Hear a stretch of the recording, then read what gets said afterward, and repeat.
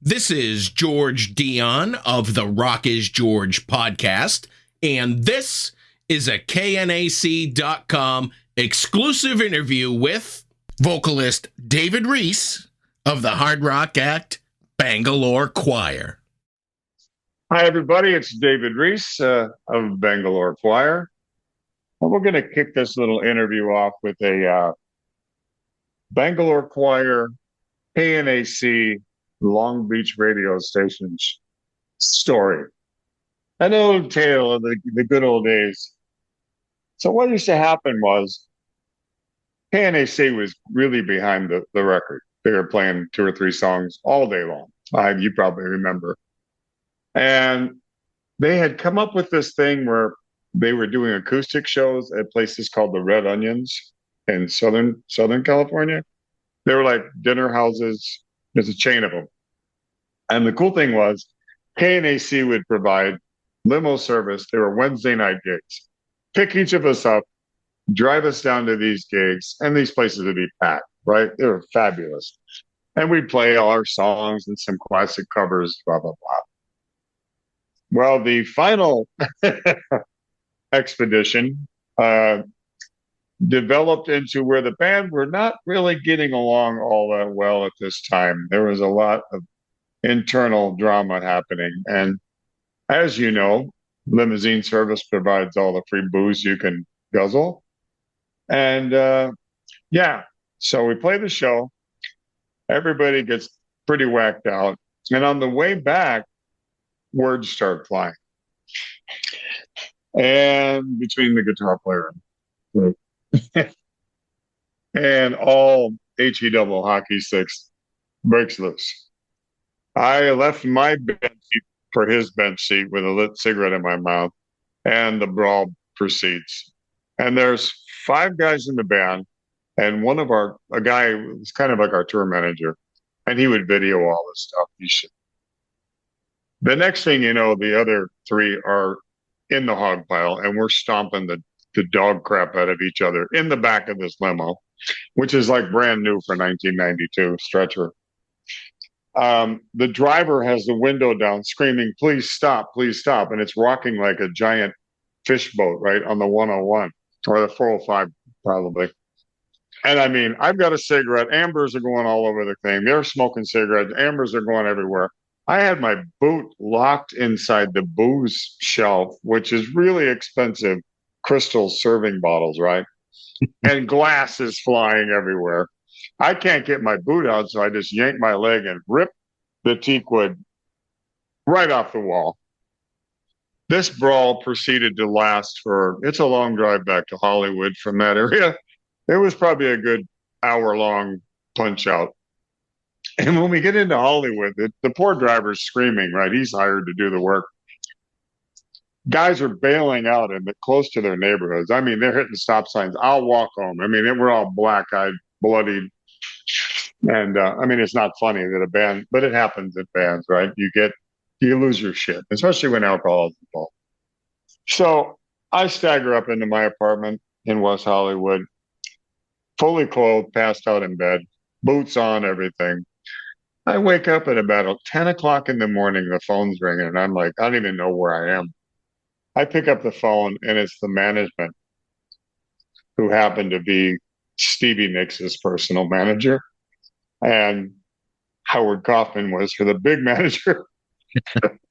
And now, mind you, we're on full rotation. This KNAC is doing great for us, right? So they're like the darlings, We're the darling band kind of there. I knew Ton Mastery really well. We actually did our record release party at the Whiskey A Go-Go, and Ton was there as the DJ. A big deal, ABC in concert. Well, anyway, I pick up the phone, and the first words I think I remember hearing was, what the F happened last night? What happened? I'm like, huh? He goes, get your tail to KNAC right now, because they're going to drop the band from airplay rotation because you destroyed the limousine. And then that horrible cold rush, hangover, splash the face, run out the door, jump in my car, race down to Long Beach. And mind you, When David used to walk into to KNAC, it was like, Reese, what's up? And everybody waving at me. When I opened the glass doors, nobody made eye contact and were looking at their desks. Like, uh-oh, he's here. And I said, so what's up? And nobody's saying a word. And I'm like, oh, God, I'm in trouble.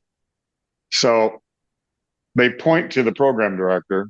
Can't remember his name right now. Pardon me. I go into the office. He's sitting there looking at the desk and an invoice and slides it across the desk. And it says $12,000. Yeah.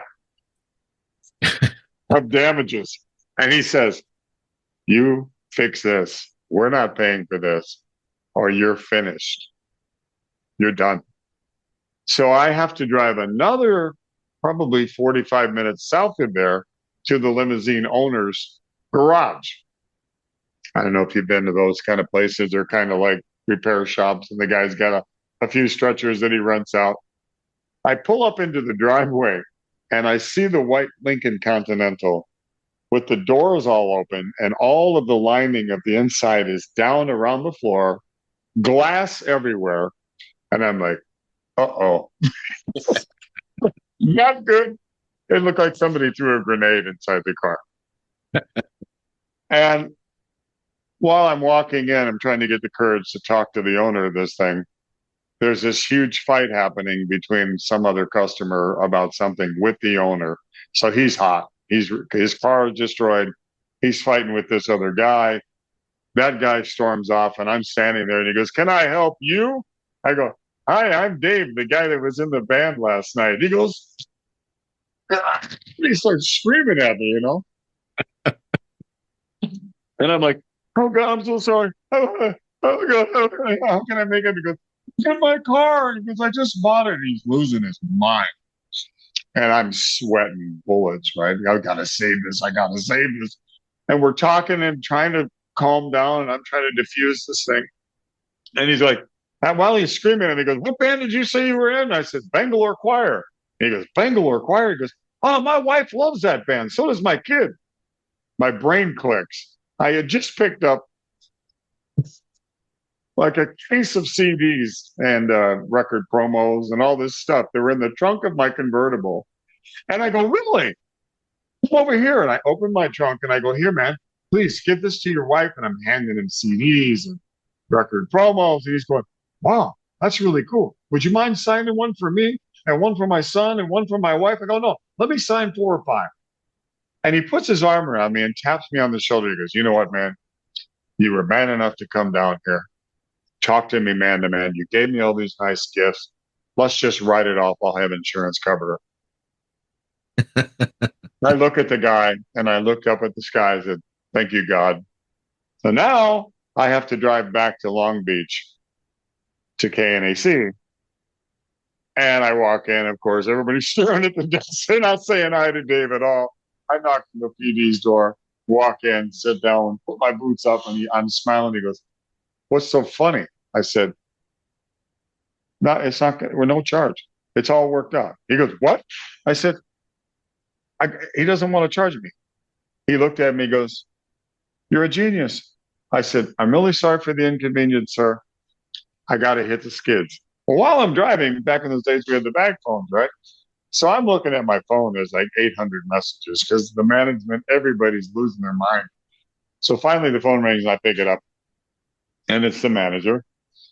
What's going on, man? What are we doing? What are we going to do? I said, it's all good. No charges. What are you talking about? I said, I went down to the guy, signed a bunch of CDs. He was a very cool guy. I apologized, and he forgave me. I had like 8 band messages, guys that were quitting the band. I hate you. You hate me. I'm done with this. I can't take it. And I called everybody back, and they go, yeah, man, it's all your fault, the limousine. They go, no, it's not. We were all involved, but I handled it, right? And they're like, you're a genius. Yeah, I don't know how I skated through that. I got lucky. Anyway, onward, yeah? Well, I'm glad I didn't send a limo to pick you up today to do this interview. It's like, I actually did a couple of gigs later on. Steve Plunkett and I from Autograph and a couple other guys we knew were asked by KNAC, could you do a couple of these Red Onions? You know, everything had blown over, and KNAC was behind it. I said, sure. So they picked us up a few other times, but I tell you what, that was probably the worst hangover I ever had in my life. Well, let's flash forward to 2025. Bangalore Choir has a new album coming out in October. It's called Rapide Fire Succession on Target Part 2. It's coming out through BraveWords Records. Your last Bangalore Choir album was in 2023, Critical Mass. This new one references the debut on Target.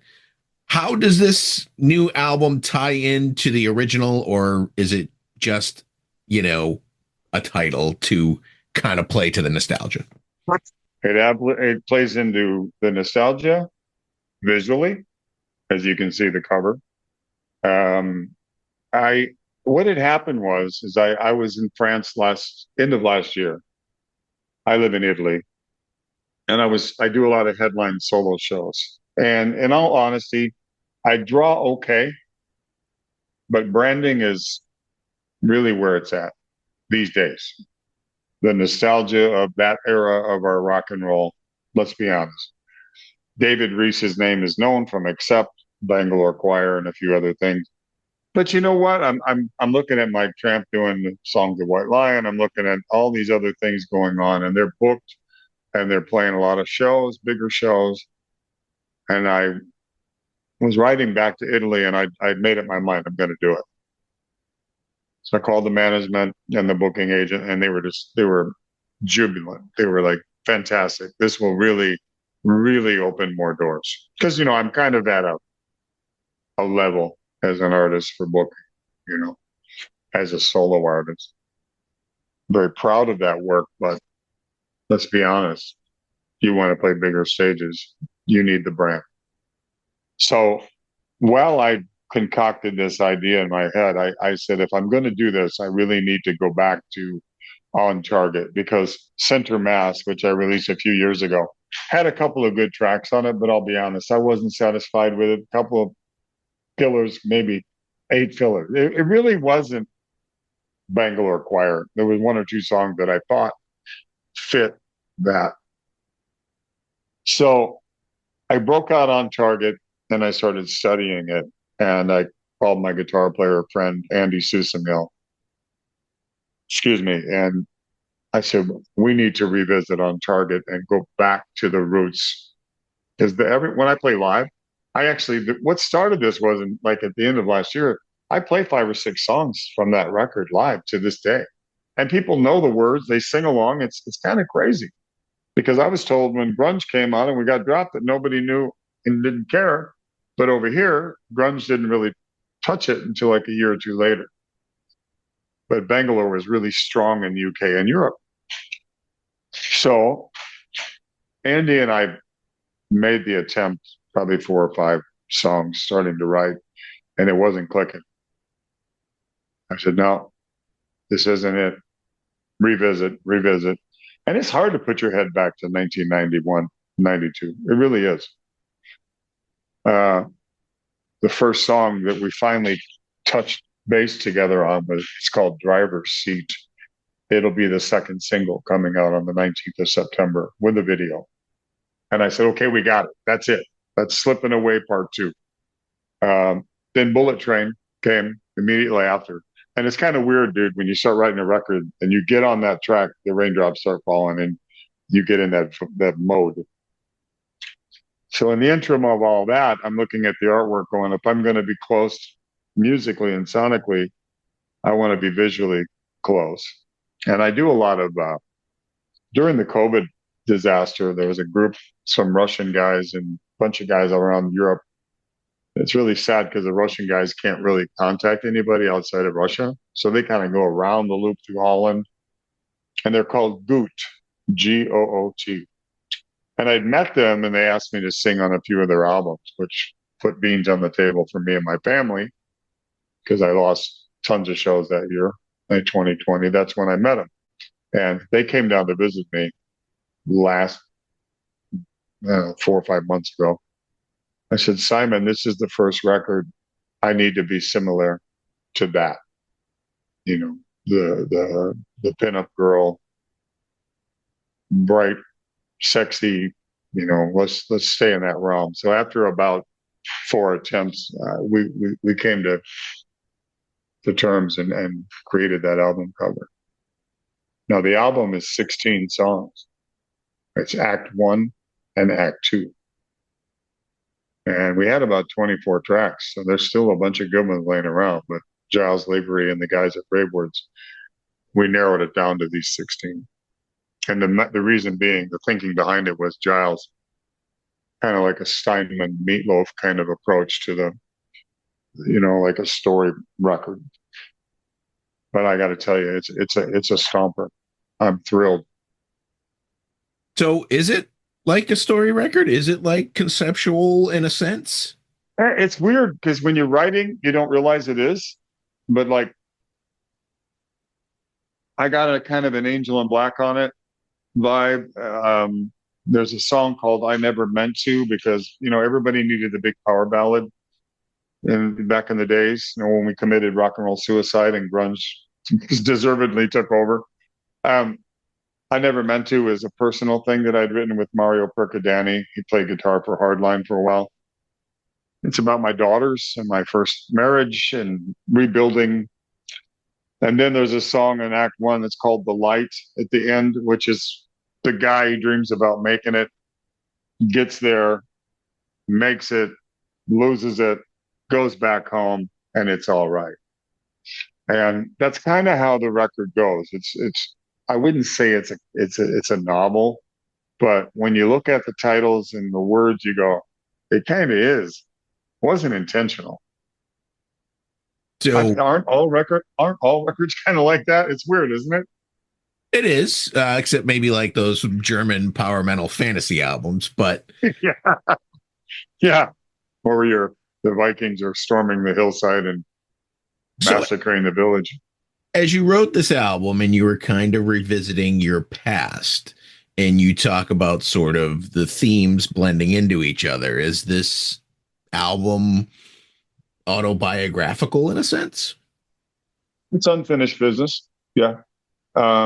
My life is an open book, and I'm a recovering addict. Some of that message is in there. Because, you know, we were all out of our gourds in those days. And thank God I'm not anymore. It's been 7 years. But some of that loss, positive, things are going to be all right.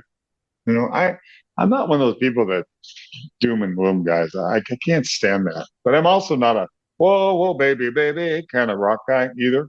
I come from, I'll give you an example. Johnny Cash, Tom Petty, Blackberry Smoke. I like writers that can say more in 3 words than most of us can with 10. Won't back down. You know, like for instance, of Johnny Cash when he did all the cover songs. Trent Reznor said it perfectly. Yeah, I wrote "Hurt," but when Johnny Cash sang it, it was no longer my song.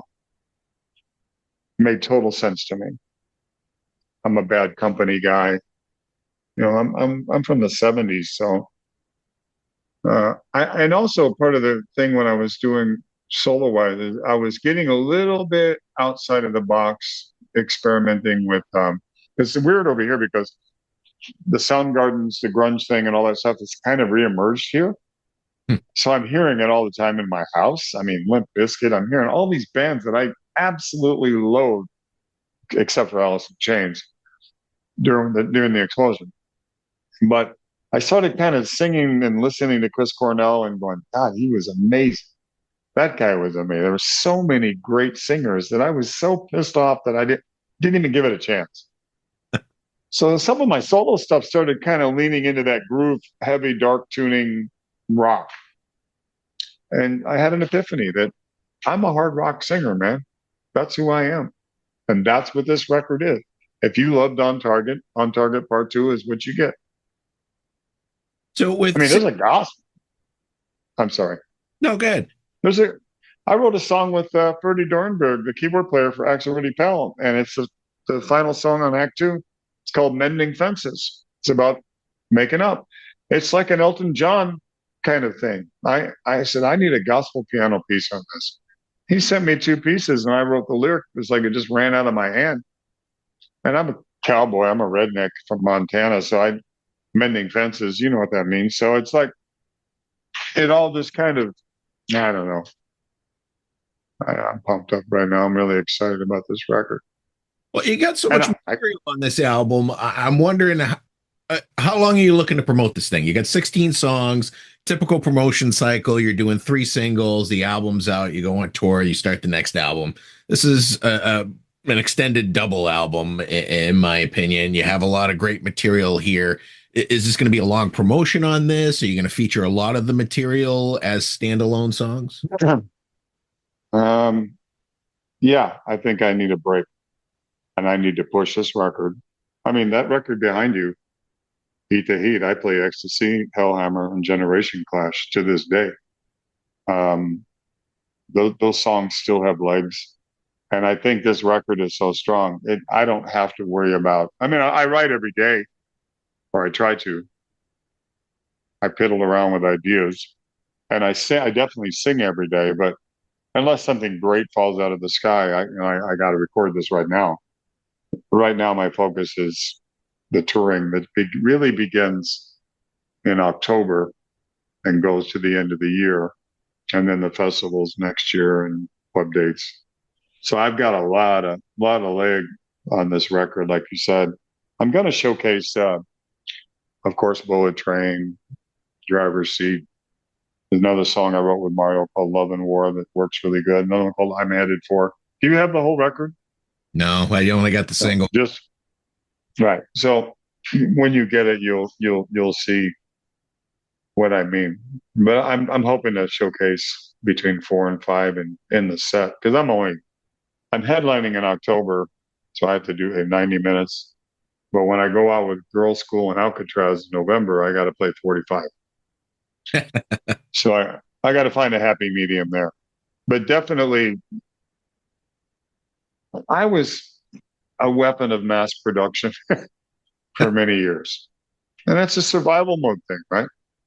We all seem to want to emulate in the 2000s, mid 2000s, Coverdale and Whitesnake. We went on this weird venture. Did you notice that with rock and roll? Yeah. And it all got overdone. I said, I'm sick of this. And that's kind of why I went into the heavy phase. But nothing wrong with being a Coverdale fan. He was great in his day. But yeah, I've got room. Plus, my catalog is pretty big. We actually re-recorded Prisoner from Eat the Heat on this record. That's the first song on Act Two. I never was satisfied with Prisoner. It was too sugary for me. And they were pushing me to put it on the record. I said, I'll do it if you let me make it guitars and make it heavier. Yeah, so we did. And I think Prisoner is sounding like she should. And I can't hit some of those high notes anymore, with age. So Giles Lavery did all those outer space high notes that I used to do. He can really sing that high stuff pretty strong. So, but yeah, I think I'm going to really try to tour this thing heavily throughout the year next year. So you got a lot of musicians on this album too, not just a lot of songs. You got 4 guitarists, 2 keyboardists, bass player, and a drummer. So was that just some guys weren't available at times, or it was just who was at the studio at the time, or was this more like a home recording thing? Well, I never recorded home. I don't have a studio. And there's a reason for that, because singers especially tend to think that everything they do is great. I go into my room and saying, oh, that was a great take. You play it for a friend and they kind of have a look on their face. They're not buying it. I need a guy behind the glass. Reece, you can see the facial expression. If they're staring at the board or if they're looking at their phone, I need somebody to look me in the face and go, nah, go back. Sell me the song. That's just me though. But regarding the lineup thing is I originally reached out to the guys that we all tried to murder each other in the limo. And one of the guys sadly has passed away, but not long ago. I reached out to Ian for bass and I said, talk to Kurt. I want you guys involved with this. Their hearts aren't in it. So my go-to guy is Andy Susamil, who I've known since when I was in Accept. He was doing UDO Mean Machine next door to me in Germany. And he and I have probably done 20 albums together. He's a brilliant guitar player. He understands Bangalore because he played some gigs with me with Bangalore. We did some reunion shows in the UK. And he was the second guitarist. Kurt actually asked me, why do you need me with this guy? He's great. I said, because you're one of the original guys. So they refused, and Andy and I jumped right in on it. But I had also known that Mario Percadani he understands Bangalore Choir. And he loves that, my voice singing that way. Like, why are you singing all this heavy stuff? That's not you, Reece. You know, I kept hearing his voice in my head. So I called him up and I said, let's write. So we wrote 3. One of it's the ballad that I mentioned earlier. It'll be the 3rd single. It's called I Never Meant To. Beautiful song. And then I kind of had a pickle because on tour last year, the guitar player that I've been working with, he's amazing, but he just kind of wigged out and disappeared. So I didn't know if my bass player and my solo band and the drummer were going to hang around because he kind of flaked out. So I thought I'm going to have to find a new rhythm section. And I said, no. We need to talk. So I went to the bassist and the drummer and I said, are you guys interested in this? And Ricardo, my bassist, who's also one of my engineers here in my village, he said, David, I love playing live with you. I love touring with you, but I'm not a Bangalore Choir guy. I come from the 90s. He goes, that's why my stuff was kind of heavy.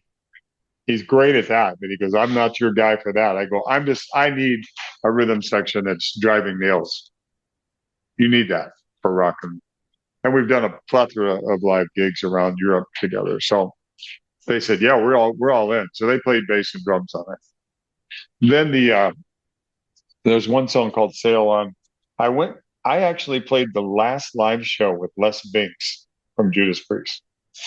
He died in March. I was in Holland at a thing called Rock Party of the Year. What it is like 5 singers with all these musicians, and we play 5 songs each. It's a huge deal. And the band singer, Robert, he sings for Plan 9, but he's got this guitar player named Martin Singer. And he did all the songs for the set on those 2-night show. And I mean, he played like 60 songs. And I was looking at his fingers. They were flat and all bloody. I said, are you okay? He goes, man, I'm having a blast. But I noticed something about him. So I said, hey, maybe we should write together sometime. And we wrote the song Sail Away together. And he plays guitar on that. Sadly, though, I gave Les a hug because I was a fan of Les in the early Priest days. He played the old stuff with some other musicians. And then I tried calling him when I got home, like 2 weeks later. No answer. And then I found out that he had passed away. So that was sad. Then Ferdy, I mentioned him. There's a song called The Beauty that I wrote with a Spanish guy, a bass player. When I did the UDO tour, Steel Factory tour, I was a special guest on that in Europe in 2018, 2019. Amazing, like 35 gigs. 2 ex-Accept guys. Great tour. But Gorka played half of the tour on bass with me because my other bassist had to go back to his day job. And he goes, you remember that song we wrote called The Beauty? And I go, no. He goes, let me play that for you. This might work on your record. And it was perfect. And he played bass on it. And then Jimmy Waldo, of course. Jimmy and I have done a bunch of stuff. He added a little keyboards to a few tracks. Then Ferdy, of course. But back to the guitars. Most of the solos are done by Andy. But what I did was I'd gone to see Warlord, which is actually back to Giles. That's his band now, with Zonder. I went to see him in Milan in a big club where they do Frontiers shows. They always do that once a year festival. Holds about 1,500 people.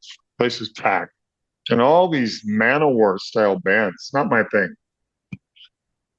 And nobody recognized me. I recognized nobody. My wife didn't know anybody, and she's from here, you know. Usually when I go to that place, like, what's up? You know, it's like everybody knows everybody. This was a different animal.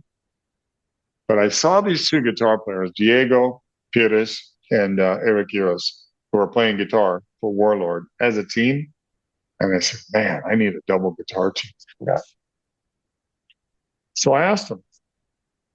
And my idea was I wanted to play rhythm on every track, play the rhythm 3 tracks of the same thing, both of them. And then throw a few solo colors here and there. The old way, you know, left, right, center, rhythm, punch. Yeah, big rhythm. And they play little solos here and there. But that'll be my touring outfit on stage. My bass player and drummer, and Eric and Diego. Amazing guys. I'm forgetting people, and I'm sorry. But it wasn't a matter of availability. It's just that I knew the right guys to reach out to. Because I've recorded and written with most of those people, like Mario, for 10 years. And I know they understand what I'm talking about. And everybody says this, dude. This is the best record of my life. I don't say that, but I'll say it's right up there. I'm not doing that to sell records, because if you don't like it, you don't like it. But I think I tapped into it, man. And it's because of this mess of great people that I know. I'm really lucky, you know. Hearing a lot of Giles Lavery in your life here, as far as the record label BraveWords, the tour with ALCATRAZZ. He's the manager of Girls School as well. Obviously, you're using his rhythm section from Warlord. Is he now your manager? No. We've talked about it. My manager is a Frenchman, Valentin Labani. I think it would be a conflict for the label guy to also be my manager. You know, that's just too close. It's hard to get your point across if they're all in one box.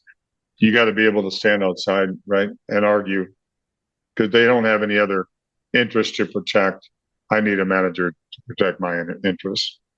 We had talked about it, and who knows, down the road, maybe. But I know we can tour together comfortably because I know all the guys. I know the Girls School girls, and that'll be a very comfortable tour. Grueling, but these days you can't play 2 and take 2 off. You got to play every night. But it is kind of a family of in this business, everybody knows everybody. But they have been the most consistent. And I have to say, BraveWords, I had a couple of options had run out on records, and I was like, "You're gonna come take your option up? We want you back." Yeah, I'll do it. And I sat back while I was going through this Bangalore choir transition. And I said, if I'm going to do this, like you said, you know, here's the typical 4-week pre-release hype, you know, splash, splash, splash. And then the record comes out, and a week later, nobody remembers your name. I'm sick of that. There's a smarter way to do that in this day and age, marketing.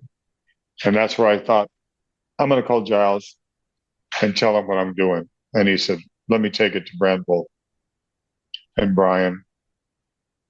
And they made it clear, if you're going to do Bangalore Choir, we want a Bangalore Choir record.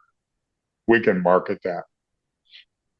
So the plan is, the cool thing about having Act 1 and Act 2, you and I can talk right now about the initiative of what's going on. We could actually speak later at your leisure about Act 1. And then maybe a couple months later, Act 2. And, you know, let the record resonate rather than, like you said, throw the underwear against the wall, hope they stick. And that was my problem with a lot of these labels. Because I know all the media anyway. Yeah, I can get in all these magazines. I can do the 2-page color blah, blah, blah.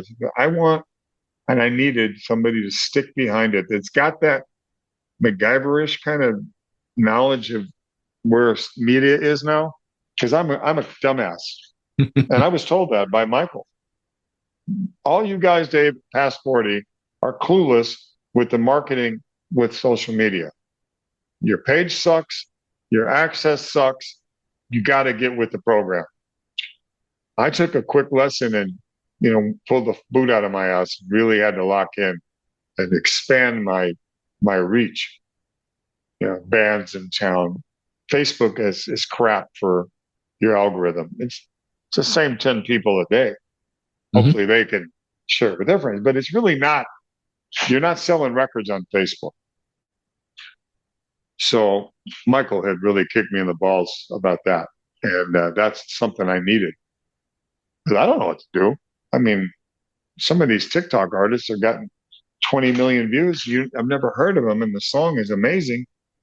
But they got this huge fan base, and they're kind of self-contained. They're out touring and doing shows with 5,000 people. I was like, wow, man, this is cool. It's definitely a new age of media. It's an education, man. It's like music.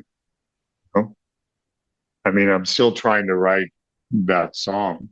I think I'm close on a few here. I hope I never say, yeah, I've written that song. I don't know. Time will tell, but I think we're all looking for that thing, right? Sure. What about you? yeah. I'm looking for that interview that gets me, 100,000 views. It hasn't come yet. Yeah. But one day it's going to happen.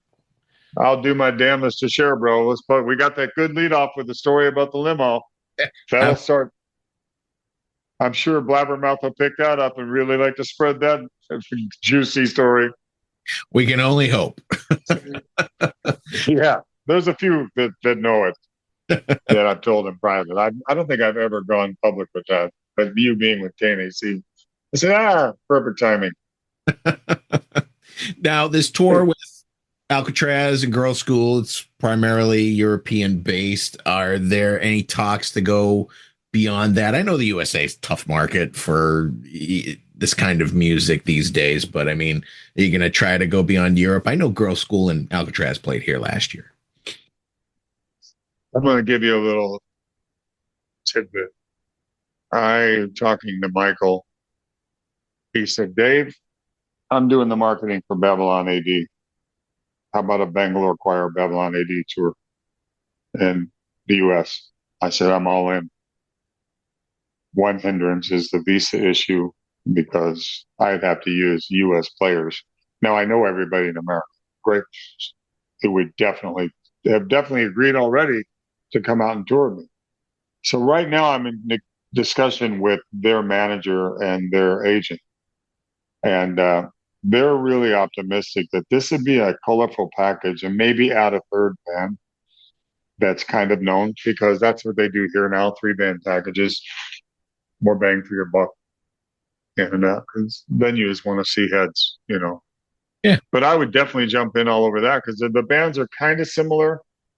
I think we did some gigs together back in the late 80s, early 90s. They're out of Frisco, I think.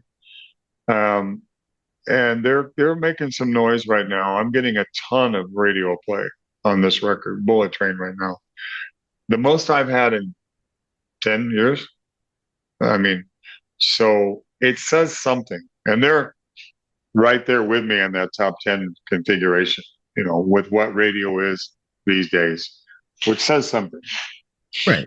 So I hope that comes into fruition, that we can do it, because I've already got the players lined up and I can just jump a plane, go to rehearsal for a few days, send them my songs, get in a van, no longer the big giant penis with 12 wheels, the tour bus, but a van's fine for me as long as I can get a good night's sleep and do my gig. I'm all in.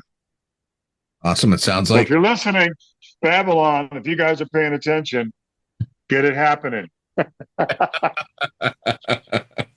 So since we're talking about On Target 2 today, let's kind of hit the time machine and talk about the original On Target.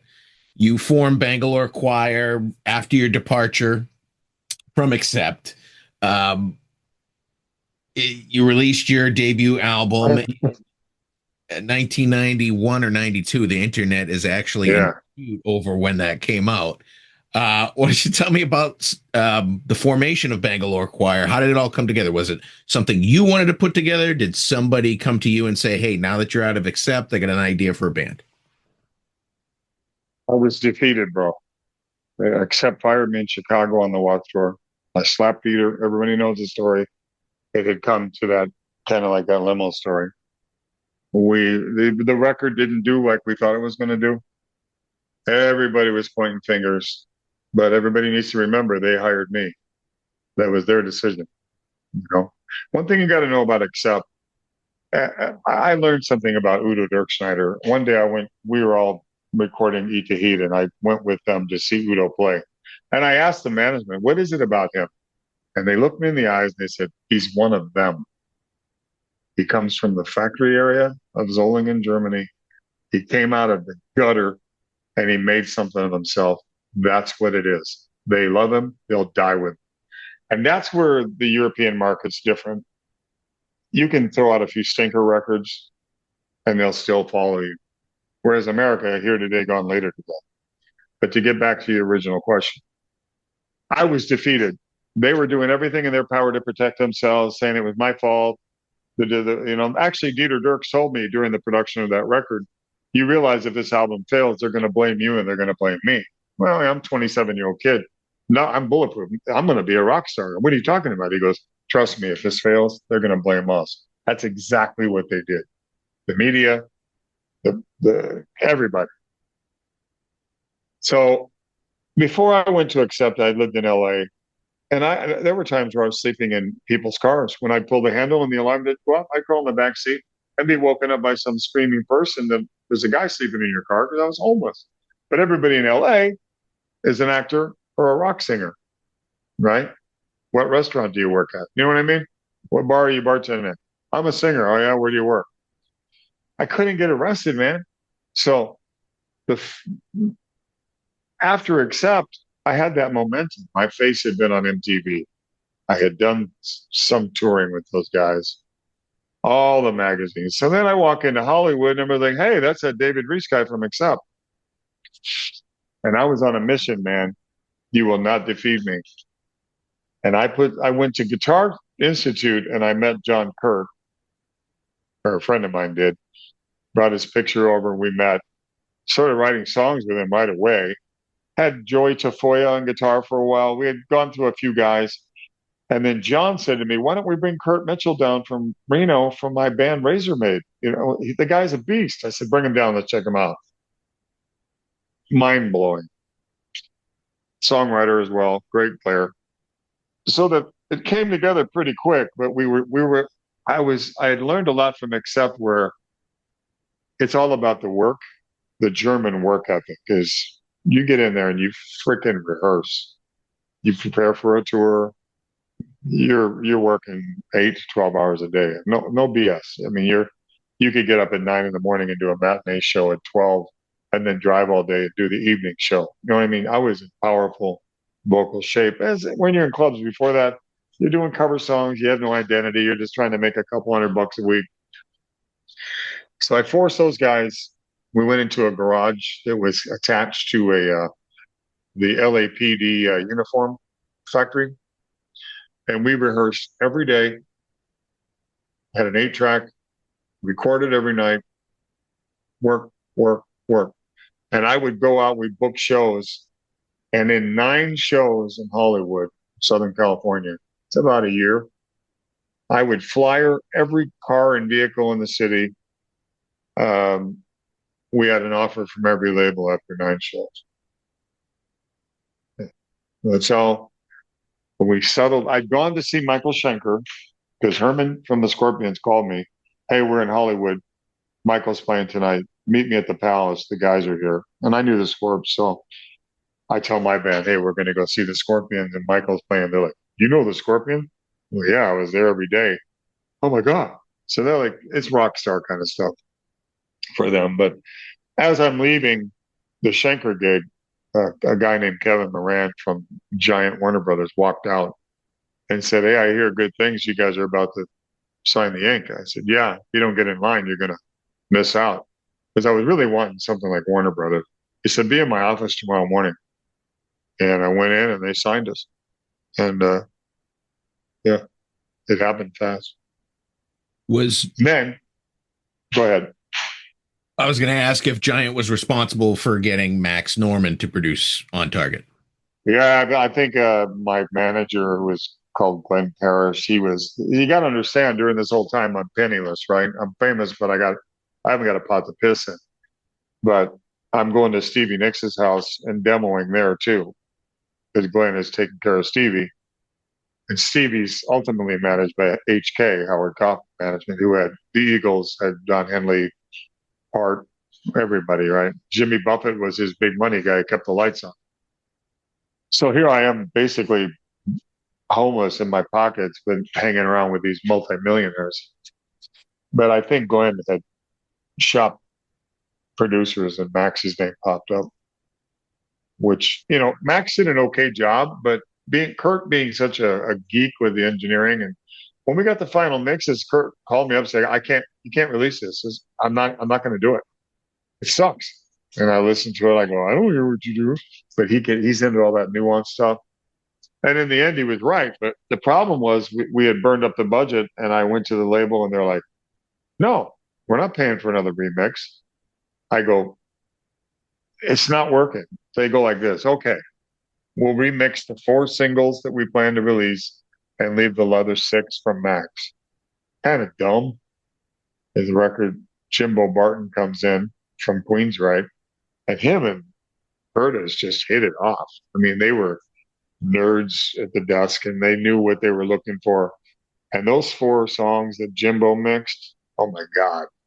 Now, Max did a good job, but it should have all been one guy or another guy. Okay. So, did you guys end up touring on that particular album? Yeah, we did a bunch of gigs. I mean, we went out with Lynch Mob, went out on our own. We slugged it out throughout the Southwest, the Midwest. I mean, California, Portland. We slugged it out, but it was weird because grunge came in, and by the time the record came out, we were being considered for the Slip of the Tongue tour with Whitesnake, which would have been huge for us. 40 cities, Asia and Europe. The Coverdale had a fit, didn't want me on stage in front of him, and he was having vocal issues, I was told. And I was told, "This is actually a compliment." I go, "What do you mean it's a compliment? I want the tour." "Well, we'll get you something else." But we started getting kind of like the lower level opening slots and stuff and doing our own thing. But we didn't know about grunge. I had seen Soundgarden at the Palace. I'd heard about some of those other bands. I did a gig with Ugly Kid Joe, and I think Soundgarden was on it in Milwaukee at Summerfest. And I remember seeing Soundgarden on stage just standing there, stoned, but the crowd going berserk. You know what I mean? They had no energy on stage. They're just, but it was like something about it. The crowd was moving in a different direction. So we shipped the same day as Nirvana. Never mind. We sell, and it's funny because Denny Rosenkrantz was running the radio, and he was Howard's right arm guy. Called me in the office. "You got a hit, kid. Loaded Gun's a hit. Got 144 stations today on radio day. You got a hit. Congratulations." Because I hated the song. I didn't want to do it. Nobody wanted to. But the corporate guys go, "You got to do it." So we had a hit. But I mean, maybe 6 weeks later, I was called in the office and told me to go home. It was all maybe 6 weeks, if maybe less. I thought it was a joke. I said, "We're dropping the band. You guys are done. Rock is dead. Get a real job. Have a nice day." It was devastating. And I remember being in a kitchen. I tell this story often with Janie Lane at a barbecue. and a few other well-known rock singers, standing in a kitchen doing shots of tequila on a spring day. All of us looking at each other going, what are we going to do now? I mean, Jamie sold, what, 15, 18 million records. Piercy standing there, 30 million records. We couldn't get arrested. We were like the enemy. So, So we all.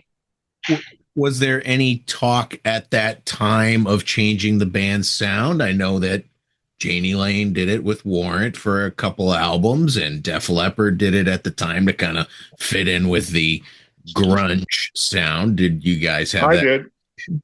Yeah. I did a band called Circle of Silence with Greg Chase on from Badlands. You asked earlier if we did any touring. I did some shows, and Jake and Ray, and they would watch us. They knew there was something about us that was worth watching. Jake's not the easiest guy to get to pay attention to what you're doing, but Ray was always gracious. And I talked to Greg, and I said, we got to get on this bandwagon. And that's exactly what it was, because all of us switched gears.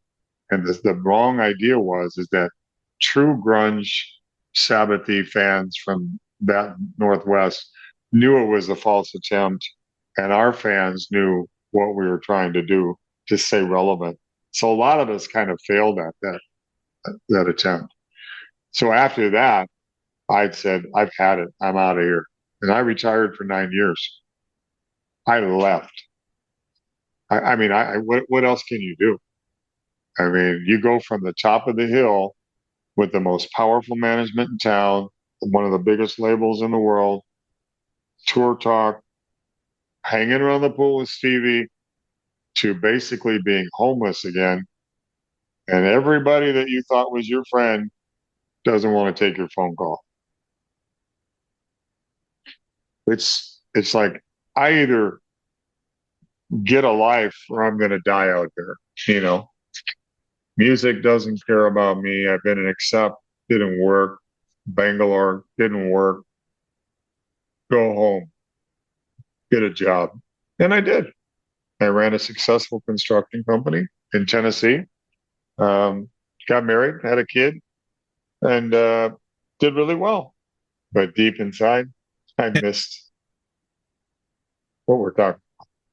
And I somehow ended up in Montana. I'm originally from Oklahoma, and I always loved cowboys. I grew up, my granddaddy was a cowboy, and we always had a herd of cattle that he had to watch because he worked for the big oil company in Oklahoma, and that was part of his job. I've always been exposed to horses and everything. So I ended up, I love to bird hunt too. I'm a big game hunter as well. So I ended up in Montana because I was hearing all these stories about, you run pointing dogs, take your dogs to Montana. It's like Africa. Yeah. I've heard these stories. First day on the ground, I got a limit of birds in less than 30 minutes. I'm like, oh my God, I found paradise. So I'm running up there every weekend to hunt, and I meet this rancher, and I said, your house needs fixing up. And he said, yeah, everybody says that hunts on me, and then they kill their animal and go home. I don't see them till the next year. I said, no, go buy this and this and this, and I'll fix it.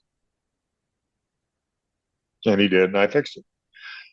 And he said, I could use a hand like you. He had a disabled son who couldn't be a good hand, and he was a one-man operation with a big operation, I said, well, I know a little bit about this, but I'm no cowboy. Well, do things my way, and we'll get this right. So I stayed there till 2008-ish. And I didn't have a computer, and I was selling a lot of bird dogs to guys around the United States and Canada. And the guy from Canada came down and was buying pups from me. And he walked in my house. I lived 5 miles from the nearest person. I mean, I lived in the middle of nowhere. And he was buying dogs for me. And he said, you know what? I'll trade you a computer because you don't have one. And I need to work for one of them pups. And I said, okay. And in those days, it was dial-up. So he brings this system back. It was the big, television-style computer with the keyboard under and the big tower on the floor. And did dial-up. It took 10, 15 minutes to get your screen. And he set me up with a MySpace page. I go on, and I mean, literally in a day or two, I had offers from probably 10 bands. Where have you been? I'm back. Ever since then, here I am. So, in the dormant years of Bangalore Choir, there was about 15 years. You guys released an album in 2010 and 2012, and then a little more dormant time. And then all of a sudden, in the last 5 years or so, we're starting to get a lot more Bangalore Choir stuff. We got Beyond Target, the demo collection. We got a complete studio albums collection called All or Nothing. Center Mass came out. Did you recently get the rights back to the name from the label? Or did you always have the rights to the name from the My label? name. My brother's a Marine and my nephew's a Marine. And I was looking for a name for the band. And he goes, "What's called Bangalore?" I go, "Isn't that a city or a country in India?" He goes, "No, man, it's a military bomb." I go, "What do you mean?" He goes, they screw them together, put them under Constantine, blow up, get in. And I went, "Bangalore. We're 5-part harmonies, Bangalore Choir." It's a weird name. It's really hard for Asian people to say. And some of the Eastern Europeans, they can't say choir, they say chore. So it's always kind of a struggle to know why you're, you know. But no, it was my name. It was my band. I haven't really received much pushback from the guys because they're happy to stay home and teach and not, be around a bunch of stinky dudes and living in hotels. They've been there, done that. So nobody's really pushed back. And I've reached out to them to do it. And it's always been the same. It's a struggle. So I just said, screw it. I'm going to carry on. How about the music? Are you who owns On Target? The first album, it's a collective of the 5 of us. We split everything 5 ways. So when I re-released it, those guys all have their names on it. I didn't take anything. I used to believe that rock and roll was a democracy. It's a lie. I'm sorry. It's not ever a democracy. I mean, I wanted everybody to be even Steven and all this, but once you get into the human dynamic of a rock and roll band, everybody starts off on the right foot, then they go to the left foot, and everybody's demands become this. Somebody has to be cooking in the kitchen, and somebody's got to be washing the dishes. That's the way I look at it. I'll treat every man fairly, every woman fairly, but somebody's got to say, I heard something one day that no is a complete sentence. And I went, had I learned how to say no in the early days and not been so afraid of losing my status and with the business, I think I would have been far more successful. But when you reach a certain level and you get there, you don't want to rock the boat. Now I've grown into this thing where I can say, nah, I don't like that. I'm not doing it. And you know what they say? Well, what will it take to make you happy? God damn, that easy? Most of the time. Had I known then what I know now, Exactly. But no, I hope I answered your question. But So last time we spoke was back in 2022. You were part of the Iron Allies project with Herman Frank. yeah. Blood In, Blood Out came out at the time. Is there going to be a follow-up release, or now that the world is open up again, everybody's busy again? Yeah. Herman and I kicked off on the right foot, but I mean, partnerships are partnerships. And then I soon realized it was no longer a partnership. And there's a weird thing of that whole Accept family, excluding Udo, I must say. And I know why. It was created by the old management was really good at dividing everyone and pitting everybody against each other. Really evil. And the only one that wasn't part of that dark side was Udo. We're good friends now since '88. I could call him today. He's home, talk to him and his boy. But some of that, it created like a distrust of everybody you're around. And that's how managers keep control. They cause this dissension and getting everybody freaked out so they can basically make you do what they want.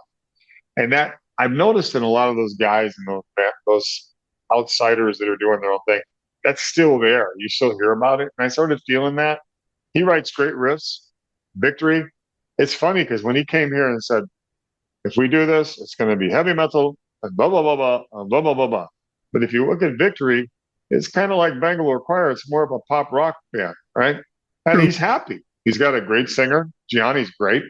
And I wish him well. But no, I don't want to work with the guy. I mean, I don't hate him. I just don't want that unease. I want to be happy. I want to focus on what I'm doing and not worrying about, oh God, things are cool today. And then you walk into rehearsal and it's not cool. I mean, screw that, dude. You know? So in your 30, almost 40 plus career, probably 40 plus, I didn't do the math myself, but had you ever crossed paths with Ozzy Osbourne? I have. I don't know if he can remember. It wasn't a good time for him. The first time I met him is when he had shaved his head, and I'm at the Rainbow, and when you get the feeling somebody's looking at you. I turned around and looked, and he's staring at me, and I'm looking at this bald guy. I know that guy. That's Ozzy. Yeah, I said hello. He just stared at me. He didn't say anything. Then I ran into him at one of those convention things, and Andy toured with Ozzy with Udo on the Mean Machine tour all around Europe. So Andy's got, if you want the Ozzy stories, he could probably let you in on a lot of the craziness. But if you're asking me what I think of Ozzy, I think he was brilliant. And I'll tell you what I do notice. A lot of these people that are passing in the last few years, you see 24-hour cycle, rest in peace. With Ozzy, it's still being talked about. Yesterday, Roger Waters was bashing him, and ironically, I was watching Beato talk to David Gilmour the same day this all came out, and Ozzy had some type of impact in all of our life. When I was playing Crazy Train, I was playing Sabbath tunes in the club days. I came from that. First time I heard Sabbath, they scared the shit out of me. We're smoking weed and we're in this kid's room and he puts this record on and like, what is that? And Sabbath. And you can just kind of picture each guy in your head. Actually, I saw him live. Van Halen opened for him. First tour. Destroyed them. Never Say Die. All Van Halen destroyed them. And I was, when you watch Van Halen, your mouth, you can't even breathe. Wow. Where was it? It was in St. Paul. I think it was called Parade Stadium. It was an outdoor gig. And then David Lee Roth doing these freaking kicks on this kid on guitar. It was just insane. And then Sabbath came on and it was like everybody was on Quaaludes or something. It was weird. They murdered him. I mean, Van Halen was hot and hungry, Right. But I think I Do Changes, that song, in my set. And last year, I'd actually seen a guy named Giles Bartlett, a black singer. I think his last name is Bartlett. He passed away. But I was scrolling through YouTube one day and I heard this guy playing acoustic and him singing. He's got a real rough James Brown voice.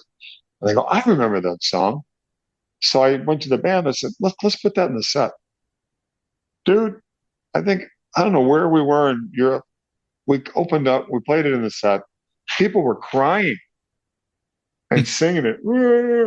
I'm like, wow. And I love singing. It's right up my alley. I do it my way. And then I noticed when Youngblood did the Back to the Beginning, he sang Changes on stage and the crowd's all singing it. That's every time I play it, the audience basically sings it. So what he's done, his legacy with guitar players, how many people's careers has Ozzy launched? I mean, Rudy, JT, Zach. I mean, you could go down the list. He just had that thing, man. You could be insane as he was. That was him. he also sang great. He was a unique character, but it's like Lemmy, just a thing about those guys. It's that it factor, Right. I mean, so I think about Ozzy every week now. I mean, he crosses my mind. I saw Jack talking about his dad today, and yeah, he was something else. So, is it safe to say that your solo career is going to be on pause as far as new albums, and you're going to put most of your energy into Bangalore Choir now? I don't know. If I do another Bangalore Choir thing, it'll have to be Act 3 and 4, I think. But who am I kidding? I'm 65 years old, and I don't want to be the guy lip syncing in a microphone with backup tracks. I want to be able to give the audience the full Dave. And, honestly, every one of us, as we age, if you don't work your vocal cords, it's a muscle. And if you're an athlete, you play tennis, you're not playing tennis at 65 like you did when you were 20. So if I can no longer perform those songs in that range and that power, I'm going to really take a look at myself and go, thank you, God. I had a great run, a great fans, but I'm not going to kid myself and fake it because a lot of bands are faking it right now. I can't handle that, dude. And I'm not going to drop names, but it's like, you don't have to be a rocket scientist to see that dude should have hung it up a while ago, and it's like in this market, what's really hard for me to understand is the nostalgia I get. But if a guy is faking it and you're paying $500, you and your wife each, and 1,000 for the weekend over incidentals and rooms and everything, and you're going to see the same set list that they've been playing for 20 years. Sorry, man. Give these young bands, give my band, give Babylon, give all these bands a chance. Because, I don't know if you've noticed, America especially, it's the same 4 bands on tour together every year. True. The same set list, And I was like, so many people write me going, man, I could not go buy tickets to that show again. I've seen it 5 times. It's always the same, and people are getting older too, my audience, it's like for me to travel and do 14 shows in a row. It's sketchy. I can't talk in the band. I got to sleep as much as possible. But to watch an audience where you have fans from, let's say, 21 to 75 years old, there's a seating section now in most venues. They're sitting down. They're not up front standing on hard concrete like the 20 and 30 somethings, right? They Right. can't do it. Let's be honest. This music is kind of went over that's why we need to get new, fresh talent out there. And there's some great bands that are doing that. I mean, Dirty Honey, Rival Sons. There's a lot of rock and roll bands that are coming out, but they're coming back kind of with the 70s kick. And people are digging it. But then I go see Metallica and Pantera. The audience is 8 years old to 80. Explain that to me. That's a magical thing to behold. I'm telling you, dude. You see guys with walkers at Metallica, and you're like, what? And the kid, maybe 10 years old, wearing Ride the Light. Absolutely. What? It's amazing. So it's alive. I mean, Pantera, they were in the obscurity for how many years? Right. They come back and look what they do. Zach, perfect choice. I don't care what anybody says. Dime is clapping in heaven, Well, I think we can both publicly admit that Frankie Valli and the Four Seasons need to give it up. That high falsetto. He's phoning it in. He's phoning it in now. What is he, 90? Yeah, he's like 90 something years old. He's just moving his lips barely. I think we can. Yeah. It's like the first time I saw the Rolling Stones, it could have been Mac Davis. I was so far away. This guy, like he was ducking from people throwing things at him, doing all the. I go, I can't even see his face. That might be, that could be Glenn Campbell. He's jumping around and is that Mick? But let's give Mick credit. I mean, he's 80 something and he's still kicking it. I mean, those guys. they'll outlive cockroaches. You know what I mean? After the nuclear meltdown. But you're Absolutely. right. There are some phoning it in, and like I said, I cannot. I went to see Paul Rogers after another prominent singer who shouldn't be doing it anymore walked out without an opening act. Counted off, can't get enough. This young band with Howard from Heart playing guitar with him played 90 minutes of the classics, and it was mind-blowingly great. Natural. This is before his stroke and everything. God rest bless him. He's coming back. I hear Paul's getting his voice back, but this is like 10 years ago. I was absolutely blown away. And I went to see Blackberry Smoke there in Italy, my wife and I, and I'm a big fan. And it's like a 3,000 seater. There's about 1,000 people there. But to see 1,000 Italians singing their songs in English and to go, there's the new Tom Petty. There's something organic about that band that kind of brings me back there. They're smiling. They're playing Zeppelin cover songs on stage. They played Take Your Whiskey from Van Halen. Well, my baby, you don't want me around. And they see me playing. I went, Take Your Whiskey from Van Halen. And then they kick into one of theirs. And then they go back to a Zeppelin tune. I'm like, wow. But watching the Italians sing their song, I said, man, they're getting it. You know? Right. Yeah. Well, David, those are all the questions I have for you today. The new Bangalore Choir album is called Rapide Fire Succession. On Target Part 2 comes out in October through BraveWords Records. And I want to thank you for taking the time. Thank you, brother. All right, Have David. a great day.